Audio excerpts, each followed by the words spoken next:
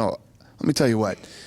I said it today at the press conference, and I'll say it again now. I'm a fight fan, and it's very rare that I actually get to go and be a fan, and I love when I do.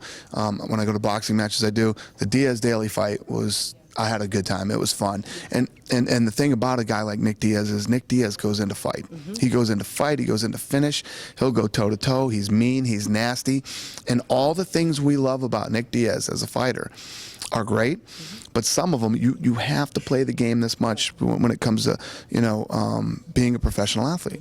But that juxtaposition of his killer finish instinct and George St. Pierre's finesse, that's why people want to see that fight. It's true. I don't disagree that stylistically and personality-wise, it's a great fight.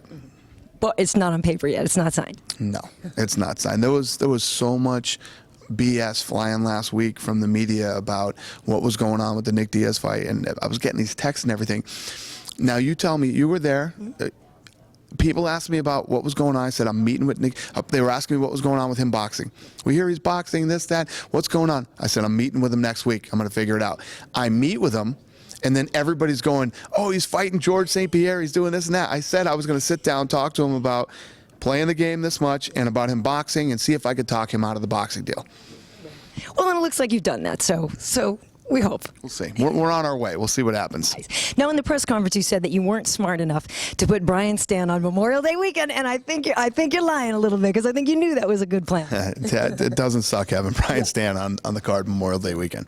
This is an interesting card, though. I don't know if there's a villain in it. You know, sometimes Rampage is a villain. He was in a great mood today, classic, very funny, saying he needs money for lawyers for his kids and everything. Is it harder to sell this without a real villain? Nah, we've been doing this for years, and you get what you get every time. We don't try to oversell anything or try to make, some bullshit conflict between the fighters. It is what it is. The reality is, even with Mir and Big Country, they said they like each other. They got what's going to happen on Saturday. They're going to go in there. Big Country's going to try to knock him out, and Frank's going to try to submit him. That's what's going to happen on Saturday. Rampage and Matt Hamill. Matt Hamill, they were talking about him being an underdog, and everybody's counting him out, and all the media's like, this is a horrible fight, whatever the deal is. Matt Hamill has been the underdog his entire life. He said the last 5 years in his fights, he's been an underdog his whole life. This is a life-changing fight and a career-changing fight for this kid. I guarantee you he trained his ass off, and I guarantee you he's coming after Rampage on Saturday. Whether Rampage wants to retire at 35, whether he's in a good mood, bad mood, whatever the deal is, Hamill's coming for him. Well, and this is one thing we know from watching Tough and just from seeing you in general, that you love it when a guy is ballsy, asks for the fight, wants the fight. So that time when Matt called, when his people called and said, this is the fight we want, I mean, what's your reaction to that? Because like he said, in the rankings or whatever, he, quote unquote, doesn't deserve that fight. There is a pecking order, and the rankings are all bullshit, because there is no real ranking system, and most of the rankings out there I completely disagree with.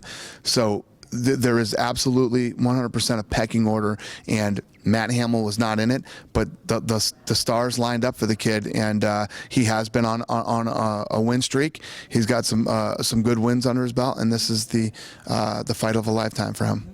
When we talked in December at the MMA Awards, you said, 2011 is going to be a huge year for you. So far, we've had Toronto, you've got Rio on paper, you've got some great things going on. You purchased Strikeforce. Fighter insurance. Exactly. Okay, we'll see. And it was funny with the fighter insurance, because that happens, and then the next thing, Frankie and Gray are like, oh, my leg, oh, my ribs. Yeah. You had to figure, what's up with that? No, not at all. Actually, Frankie was so bad he couldn't walk. Yeah, wow. So his was very serious. And no, but you just said all the great things for 2011.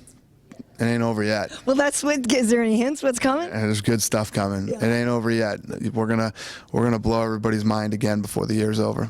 Now, last question, and this is about you, Dana, because we always hear you talking about all the other fighters, but how have you been handling this year? I mean, do you ever get home? Are there days when you don't have your cell phone on? I mean, how do you even process this? Because I'm looking at what's going on, and June is going to get even busier, and it just is like steamrolling. So how do you, as just a human, process this? Because this is a full-time 24/7 gig. Yeah, you don't ever turn the phone off. The phone's always on, and there's never a such thing as weekend or holidays or days off. It just is what it is. It's you get used to it after all the years that I've been doing it, and you make the most of it. Listen, you can look at it this way. You can be negative about it and say, I'm never this, I'm never that, I'm never this, or you can look at it for what it is. I spend a lot of quality time at home. I spend every weekend at home when I'm not at a fight. I take my kids to school every day. I drive my kids to school every day, no matter how late I'm out or what happens. You know, you do what you can do. Believe me when I tell you, it doesn't suck being my kids. I bet not. Are you looking to adopt? Yeah, exactly. Well, Dana, thank you very much. It's great as always. Great to see you again. Thank you. You too. Yeah, you know, actually.